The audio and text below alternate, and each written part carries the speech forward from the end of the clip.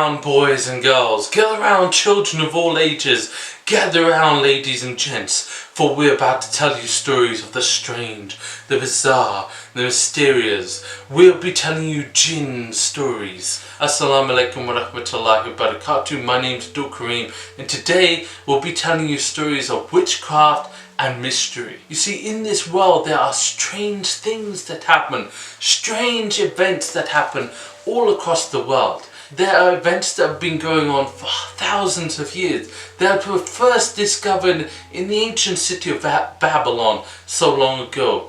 But we'll not talk about Babylon, no, we will talk about more recent events. You see, in India, this was more than 80 years ago, there was once a woman.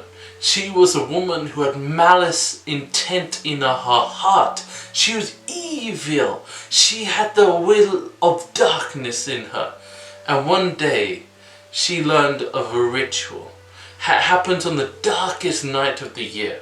I will not tell you the ritual.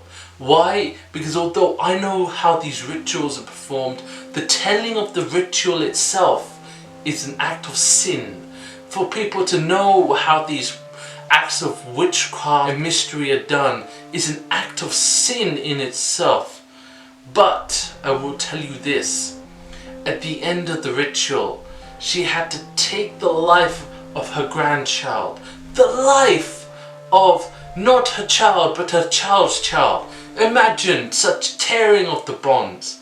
And you see, this woman, when she used to walk around, she used to do evil. People used to be scared to listen to her words. One time, my great-great-grandmother was cooking. She was cooking at the safriya. She was cooking inside the house. She was cooking it in the fireplace, and above that was a chimney that went all the way up.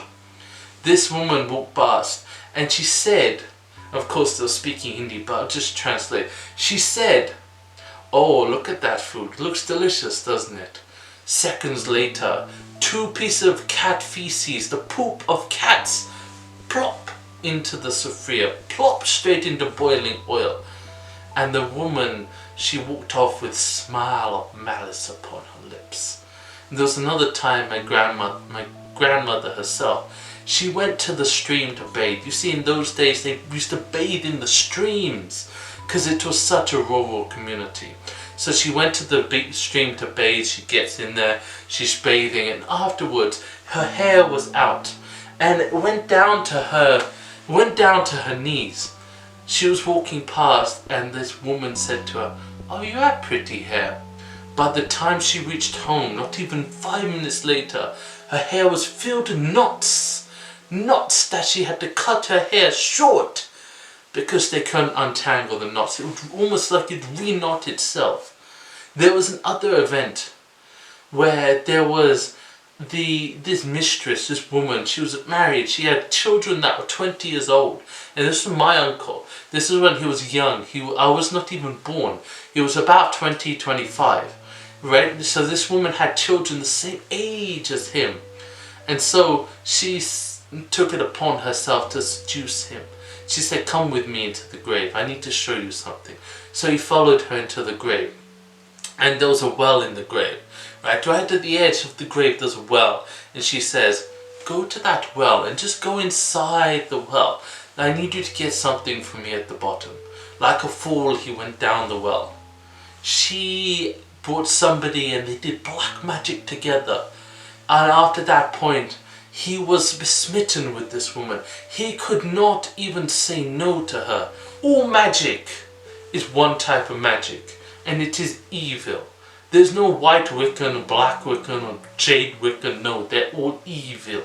This is evil that they're attempting. And I urge each and every one of you, abstain from the evil that is magic. Remember Allah subhanahu wa ta'ala. You know, these people, they may do their things, but the simple imam who knows the verses of the Quran, who knows, is more powerful than these people who have been spending years killing, raping, murdering, living in their own poop and pee. They live in their feces for decades. One imam just knowing verses of the Quran is more powerful than them. See, just the knowing of the Quran, the simple thing, is more powerful than decades of evil acts, evil deeds, debasement. So do not worship the jinn. I urge each and every one of you, the jinn that people worship are evil. They're called the shayateen, and they serve Iblis, who is the highest form of evil. So remember Allah subhanahu wa ta'ala. Fear Allah subhanahu wa ta'ala. And if you feel that you're being subjected to witchcraft and whatnot, remember your Rabbul Alameen. As ever, my name's Abdul Kareem. This is Come to Goodness. So come to goodness. Allahu Akbar, Allah.